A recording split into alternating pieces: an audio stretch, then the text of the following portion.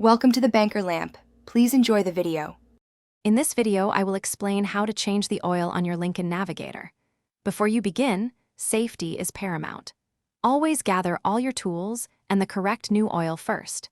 Ensure your vehicle is parked on a level surface with the parking brake engaged. It is crucial to let the engine cool down completely to avoid any burns.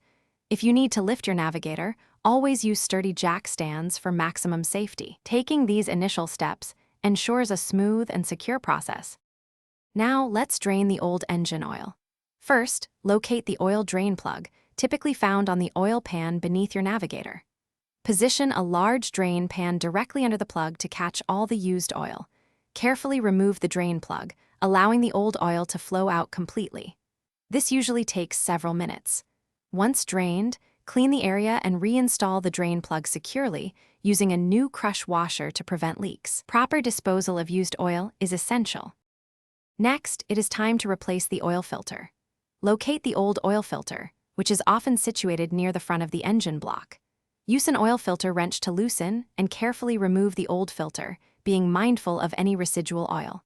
Before installing the new filter, apply a thin film of fresh engine oil to its rubber gasket. This ensures a proper seal. Hand tighten the new filter until it is snug, then give it an additional 3/4 of a turn with the wrench. Finally, let's add the fresh oil and check the levels. Always consult your Lincoln Navigator's owner's manual for the precise oil type and capacity, which is typically around 7 quarts. Carefully pour the recommended amount of new engine oil into the oil fill port. After filling, start the engine for about 30 seconds, then turn it off and wait approximately 5 minutes for the oil to settle. Check the oil level using the dipstick and add more if necessary to reach the full mark. Thanks for watching. If this was helpful, leave a like and consider subscribing. See you next time.